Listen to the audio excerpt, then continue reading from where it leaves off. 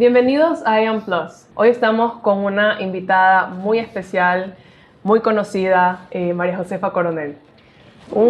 Muchas gracias por estar aquí. La voy a presentar un poquito antes, y eso sí lo tengo que leer porque es una lista bastante larga. Licenciada en Ciencias Sociales, abogada, mediadora, especialista en Derechos Humanos, máster en Derecho Administrativo, comunicadora de amplia experiencia, exdirectora del Consejo de la Judicatura del Guayas, exdirectora del Registro Civil de Guayaquil, excónsul de Ecuador en Miami, y si me falta algo, dígame, agréguelo. Yo. Le falta ser yo, que eso es un problema. Y eso es lo que vamos a hablar aquí. ¿Cómo está, María José? Muchas gracias por estar aquí. Gracias, María José, por esta invitación. Felicidades por todo lo que han venido haciendo, que conversábamos antes de la entrevista. Ha sido un proceso educativo muy importante para la ciudad, para el país. Así que la felicito y gracias. María Josefa, me gustaría conocer un poquito sobre su trayectoria para llegar a lo que me está diciendo el yo, pero toda esta trayectoria, toda esta lista, creo que es lo que la ha llevado a ser quien es usted ahora. Entonces, para conocer un poquito eso. Yo creo que en el mundo hay, cada vez se amplía un gran paréntesis de conocimiento, que son las ciencias sociales, que esa ha sido mi vocación, digamos, ¿no? Y de entre todo ese abanico que significa ciencias sociales, la justicia. El tema de la justicia no solamente es la carrera de Derecho, por eso los estudios, por eso la experiencia está vinculada con la gente. Usted me pregunta, por ejemplo, si creo yo haber podido satisfacer esta vocación de justicia que creo tener en comunicación. Sí, cuando se hacen las preguntas incómodas, porque es justicia asegurar el derecho de la gente a saber lo que se hace en lo público, con el interés público, con el dinero público. Entonces ahí también la encuentro. Es justicia porque he sido profesora también, capacitadora en temas de derechos humanos y cultura de paz. Es justicia contar la historia completa, pues sí, es justicia también. No solamente una historia media, sino una historia completa. Y me he sentido muy feliz y muy yo en todas esas ciencias sociales. Okay. Desde muy pequeña, tal vez por la formación que recibí de mi mamá, el colegio que tuve, tal vez nací así, pero trata de eso, de ser yo en todo ese gran abanico que significa las ciencias sociales. Okay. ¿Y cómo llegó al derecho, a las ciencias sociales, a la comunicación? Al derecho un poco impuesta. Okay. Un poco impuesta. Yo me gradué de bachiller en el 83 y en el 83 nuestra generación no tenía opciones. No habían más carreras que 4. Para las mujeres uno podía ser pues abogada, podía ser arquitecta, podía ser doctora, pero no vamos a hablar nunca pues de ser ingeniera o de ser socióloga, porque eso era mirado mal. Las ciencias sociales estaban en su mayoría en la Universidad de Guayaquil. Estamos hablando de 1983, antes de 1989, cuando el mundo era visto solo de dos maneras. Del occidente, Estados Unidos, la libertad, la democracia, y oriente, satanizado como el comunismo de Rusia y el socialismo. Entonces, querer estudiar sociología era ser marxista, era ser una cosa terrible. Por lo tanto, en esas pocas opciones, la única que yo podía acceder era derecho. Okay. Y algo que hablamos muchísimo aquí en Mosaico, ¿cómo se llama? En IAM Plus, en Mosaico Magenta también, es, ¿hubo algún empuje en su casa? O como dijo, seguramente nací así.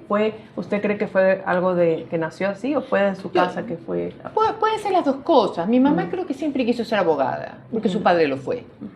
Entonces yo tal vez pude cumplir un sueño que ella no pudo.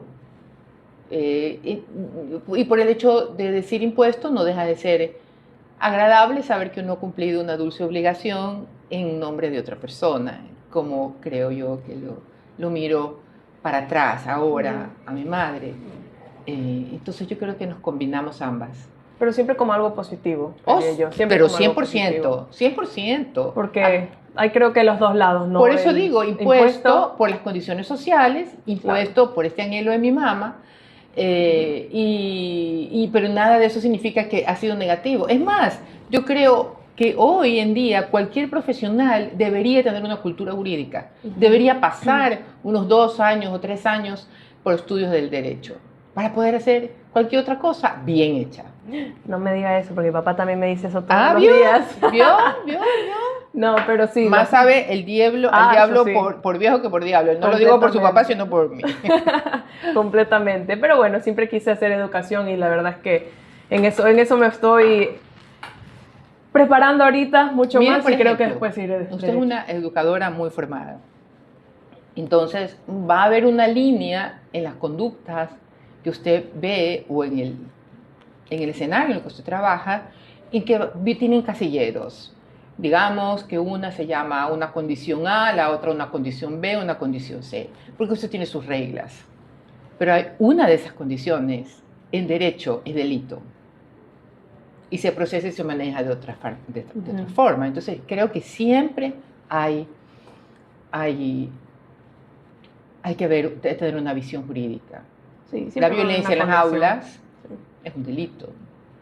Sí. Bueno, algo que he escuchado bastante, que es una persona fuerte, y he escuchado el nombre Dama de Hierro con usted. No le creo, vea eso. No, creo que usted también ha escuchado. ¿Usted se considera una dama de hierro? ¿Qué cree que significa o por qué usamos tanto la palabra o el término dama de hierro? Bueno, yo oigo dama de hierro y claro, me imagino una mujer muy fuerte. Creo que sí, ¿no? Mi esposo siempre dice, es que tú eres más fuerte de lo que crees. Cuando me ve triste, cuando se me salen las lágrimas por algún evento. Y me dice, claro que tú puedes y tú eres más fuerte de lo que tú crees. Entonces creo que me estoy convenciendo. Han pasado 60 años, pero bueno, ahí vamos. Creo que soy... ¿Sabe? Yo creo que la fortaleza es una elección, como toda manifestación del amor. Es una elección. Yo elijo ser fuerte sintiendo lo que es la debilidad. Uno elige creer sintiendo la desolación. Entonces yo creo que se trata de eso. No creo que nadie pueda decir soy fuerte si no se ha sentido débil y vulnerable. Y yo me he sentido débil y vulnerable. Me quedé como procesando. Bueno, y la parte, como usted dice, de la debilidad o la sensibilidad, ¿usted cree que es algo que como mujeres y como mujer usted, que le dicen dama de hierro, que ha estado en tantos cargos públicos, que ha estado tanto en la televisión, que es algo que usted ha tenido que contener, que ha tenido que guardar, o cree que ha sido mejor mostrar esa sensibilidad, Yo creo que la sensibilidad no es un tema público. Yo soy una persona que su pasión y sus sentimientos tienen pudor. Entonces me gusta taparlos. Por respeto, no por moralismo ni porque no vendan mucho en la televisión. Me parece que los afectos, las debilidades, el exceso de alegría, hay que manejarlos con pudor. Me siento muy cómoda, muy feliz con eso. Eso no significa que en cada trabajo le he metido toda mi pasión. Para mí y para mi equipo. En Teleamazonas, por ejemplo, que trabajé casi 14 años, tenía que, todos los días de Dios, tenía que ponerme 2 sombreros. Yo era jefa todo el día, pero en el rato que yo estaba sentada en el estudio, yo no era la jefa. Porque yo tenía en un apuntador un productor que me decía, se le acabó el tiempo, sonría, no se ahogue, cambie el tema, ya tiene mucho tiempo en ese tema. Por más pasión que yo tuviera sobre un tema, por mucho que me gustara, por mucho que creyera que era lo más justo de seguir con este tema, obedecía. Creo que he sido obediente. En quien he confiado. Okay. Obedezco a la persona en la que confío. Okay. Y eso tal vez me da un poco más de serenidad. Y eso me estaba, bueno, si es que quiere conversar un poquito sobre esto. Me dijo que también ha tenido épocas de debilidad. ¿Qué ha sido eso? ¿Qué ha sido eso que ha pasado en su vida? Uno está débil cuando no maneja las cosas, cuando no tiene el control de las cosas. Digamos, cuando usted se enfrenta a una enfermedad como el cáncer y que los doctores le dicen lo que le dicen, usted tiene que abrir los brazos y dejarse llevar, porque no hay forma que usted lo controle. Llegó, entonces hay que lidiar con eso sabiendo todos los días que usted no tiene un control. Y hay que aceptar que hay algo más fuerte, que hay algo mucho más poderoso que usted no lo controla. Cuando he estado, especialmente en el Consejo de la Judicatura, y te das cuenta que lo que existe es un monstruo de 7 cabezas, y que llega un momento en que tienes que tomar la decisión de cruzar la línea, o trabajas para este monstruo o sales, donde puedes poner incluso en duda tu prestigio y tu buen nombre. Hay que tomar la decisión. No tengo el control para ganarle la batalla a un monstruo puerco, hediondo, como ha sido la combinación política, con su pezuña dentro de la justicia. Ahí tampoco se tiene control. No es fácil decir, he sido y he sentido la debilidad. La debilidad no es una emoción que pasa 10 minutos, eso es un llanto que todas tenemos siempre. Pero la debilidad dentro del contexto de la vida íntima o pública, se trata de eso, de tomar una decisión frente a algo que no tienes poder. Y al final del día, o de los años, te das cuenta que has hecho lo correcto. Y eso genera paz. ¿Y usted vio algún cambio cuando me comentaba ahorita que tuvo cáncer? 2 veces, sí. Que cuando tuvo ese diagnóstico. Digo diagnóstico porque también aquí en el podcast nosotros hemos hablado bastante sobre diferentes diagnósticos, sobre padres que tienen hijos con diferentes discapacidades. Triste eso. Entonces, y hablamos mucho de lo que usted acaba de comentar, de tú tienes que coger las riendas de tu vida y no es que, bueno, un momento, un llanto y tienes que seguir. Ver eso como otra oportunidad, qué voy a hacer, cómo lo voy a cambiar. Entonces, en toda esta trayectoria, y siempre regresa a lo que decíamos, dama de hierro, y que usted diga, bueno, tengo este diagnóstico, hizo que cambie algo en su vida, cómo ve la perspectiva de su vida, cómo la ve. ¿Sabes que esta pregunta siempre me la hacen? Y siempre me encuentro en aprietos, porque creo que no. Yo he sido así. ¿Qué le vamos a hacer? Tal vez, no sé, tal vez me mostró un camino donde revaloras lo que no valorabas antes. Pero no es que no lo valorabas, lo valorabas, pero ahora le ves un mayor valor. En términos generales, todo, ¿no? Por ejemplo, yo nunca he sido una mujer competitiva, fíjense, aunque la gente cree que sí. A mí me dicen, venga, compita, no sé, pues, creo que lo único que me encantaría competir es un juego de 40, al ajedrez, porque me encantaría aprender a ganar, pero por otros méritos. Claro. Entonces, eso ahora me gusta menos, por ejemplo. La gente dice, uy, no estás en nada. Yo me río. ¿Qué significa estar en nada? No tener un cargo de poder, de estar todo el día en la pantalla. No saben todo lo feliz que soy aprendiendo cosas que no sabía antes y que siempre quise estudiar y que ahora tengo el tiempo para hacerlo. Eso, tal vez eso puede ser. Pero eso no sé si es el cáncer o es esta ruta que Dios ha marcado en mi vida, porque de Él será, pues, ¿no? El que ha hecho todo.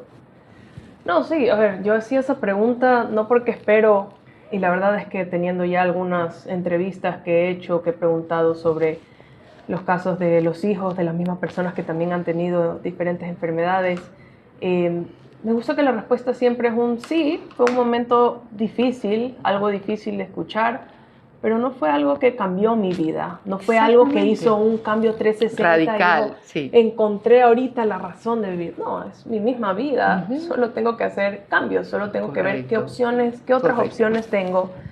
Y me gusta eso porque creo que ahora que estamos tanto en las redes sociales, tanto en el internet, todo es una historia, todo es el sentimiento, todo es ¿Qué fue ese cambio que sentiste? ¿Qué fue esa luz que te iluminó? Y no hay tal. No, eres tú mismo, eres tú mismo. Tú dices, bueno, esto es lo que yo he creado, ahora qué voy a hacer para sobrepasar esto. Sobrepasar Correcto. esto que está pasando ahora, que es algo que nos puede pasar a cualquiera. Entonces creo que es algo real. Y algo que en Mosaico Magenta y en este podcast decimos, nos gusta contar historias reales, no no fabricadas, no maquilladas. No de que, por favor, necesito este libreto y cuéntame cómo fue tu experiencia con todos tus sentimientos, llora un poco. No. Pero bueno, por eso le preguntaba sobre eso. Y sí me gustaría saber si le gustó hacer noticias en televisión o prefiere la función pública. ¿Qué es lo que más le ha gustado? Bueno, pero ambas tienen algo en común. Se sirve a la gente en público, a la gente en masa. El servicio público es para mucha gente, la televisión es para mucha gente.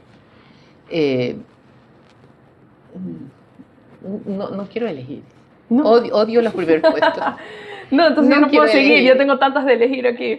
Bueno, pero bueno, puede ser que esa responda que no, pero puede ser que otra sí quiero elegir. Ay, televisión, función pública. Bueno, y cuando se trata de las redes sociales, también hemos tenido entrevistas con muchas personas que ahora se manejan en redes sociales.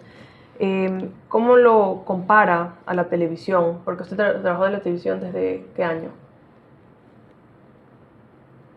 99. El 99. Bueno, ¿cómo comparamos la televisión con ahora las redes sociales? ¿Cómo nos comunicamos ahora? Bueno, pienso que es una especialidad de la especialidad, ¿no?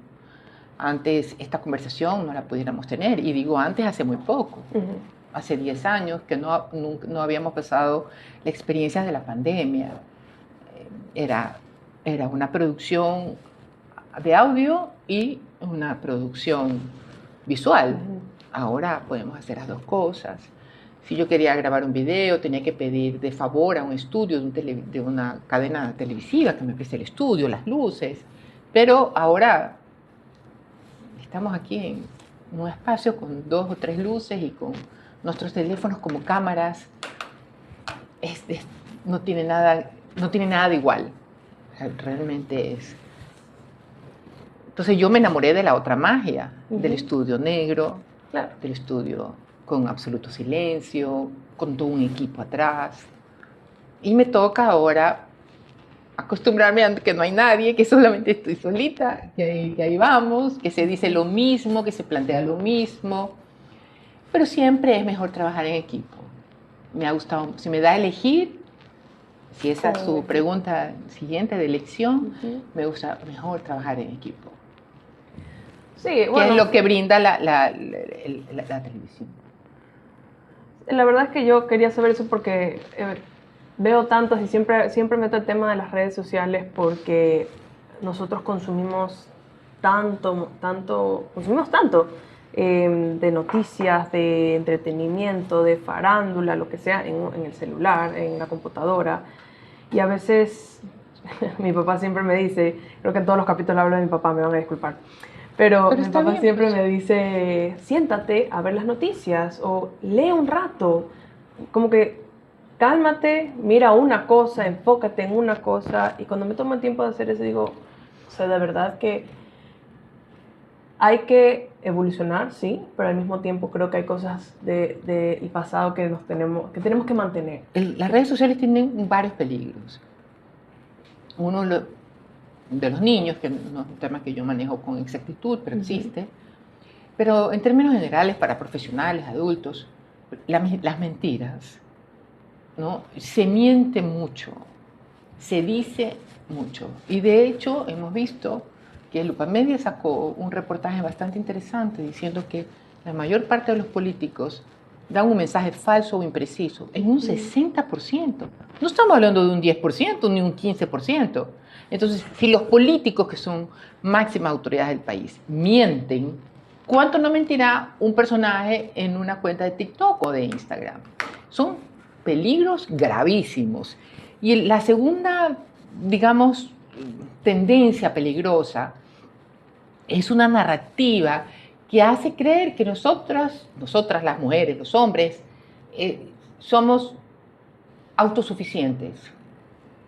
Lo podemos todo. Entonces salen unas nubes y unos rayos en unas fotografías todas tenues, donde el poder está dentro de ti. Yo no discuto el poder espiritual, más bien es salvador. Pero nosotros somos una comunidad. El universo se ha presentado ante nuestros ojos como una comunidad. Si se mueve 1 centímetro o 1 milímetro la luna, el planeta es afectado. Si llueve más o llueve menos, nuestro planeta está afectado. Si corto más árboles de los demás, nuestra vida está afectada. Somos una comunidad de vida que se multiplica y no le hemos podido dar ese valor. Y queremos pensar en una libertad cruel y una libertad asesina, en la que el éxito está en tener mucho dinero y aplastar a los pequeños porque no sirven. Entonces tenemos un concepto de éxito falso, unipoderoso, y eso es también muy, pero muy peligroso. Sí, de acuerdo. Ahorita también me acordé que usted trabajó en un proyecto que se llamaba Ayúdame María Josefa. Este fue mi primer proyecto, déjeme decirle, en la televisión. Así yo nací en la televisión en Ecuavisa, en el año 99. Cuéntame 99 o 2000, por ahí no me acuerdo. ¿Cómo empezó? ¿Qué era el proyecto? Bueno, era un poco... Mi debut en la televisión fue donde este chico, que siempre me olvido el nombre, tan simpático, que incursionó muy poco en la política, tenía un programa, así como hoy Carlos Rojas tiene un programa que se llama Políticamente Correcto, él tenía un programa que se llamaba Políticamente Incorrecto. Okay. Entonces, él era... Y yo vendría a ser yo fui su invitada permanente. Entonces, habían otros invitados, él y yo. Y luego pues se hizo este segmento jurídico, que era un poco decir, bueno, si usted tiene un problema, la gente no sabemos dónde ir, no sabemos. Tengo un problema con la luz, no la luz del zaguán de mi casa, sino la luz del poste de la esquina, pero realmente no está en la esquina, sino que está un poquito antes de la esquina. ¿A quién voy? Voy a la empresa eléctrica, voy al municipio. ¿A quién le pertenece la obligación de reparar mi vereda? ¿Dónde puedo reclamar un impuesto mal determinado? Eso era una guía. Eso daba en el programa. Claro, Ayúdame María Josefa. Claro, era para eso. ¿Y cómo se sintió guiando a la gente que necesitaba esa ayuda? Hasta hoy la gente lo recuerda. Eso me da mucha satisfacción. Voy a preguntar sobre el programa, no lo había escuchado antes. Ayúdame María Josefa, y de hecho salgo de Ecuavisa y me voy a Teleamazonas, donde permanezco tantos años como le comenté, y ese segmento lo coge Henry. Entonces hay un segmento que todavía se llama Ayúdame Henry. Ah, ¿en serio? O sea, claro. cambiaron solo el nombre de la persona. Correcto. Qué interesante. Sí. Okay. Sí. Ay, bueno, y él estaba leyendo, bueno, me comentaba un poquito Juan Carlos, Ajá. que usted es amante de las pesas y el gimnasio. Un poquito lo personal. Mi esposo es deportista de alto rendimiento, no fue durante todos sus años. Con razón. Deportista de alto rendimiento, ha hecho quedar bien al Ecuador desde muy pequeño, en campeonatos sudamericanos y panamericanos, en natación, en voleibol, en levantamiento de potencia, en fisicoculturismo. Entonces, yo le digo que si ya pues, aprende a jugar macateta, pues seguramente traerá también una medalla, pues, ¿no? Entonces, el deportista de raíz, el deportista puro, nunca deja de entrenar, así no compita más. Y como yo sí creo que uno tiene que copiar lo bueno, entonces yo le copio a mi esposo todo lo bueno. Ay, fue aprendiendo de él. Sí, obvio. Como su entrenador. Sí, pero un entrenador muy, muy riguroso, con otras personas es más paciente. Conmigo no, pero no importa, yo igual lo persigo y me le pego como chicle, claro. Qué chévere. Sí. ¿Y eso es algo que fue toda la vida, desde que estuvo con él? Sí, no claro. Después, más adelante. No. Al principio, cuando nosotros nos casamos, solo jugaba vóley y todavía no salía del vóley, del máster, ¿no? Máster. Entonces, como tal vez los 2, 3 primeros años, 4 primeros años, pero ya después, ¿no? Ya después había que estar ahí. Muchas gracias, María Josefa, por acompañarnos hoy, por toda la información que nos dio, funcionaria pública, especialista de Derecho, y ahora nos comunica con sentido y la vida y propósito. Muchas gracias por estar aquí. Muchas gracias a ustedes por acompañarnos hoy en el primer capítulo del año.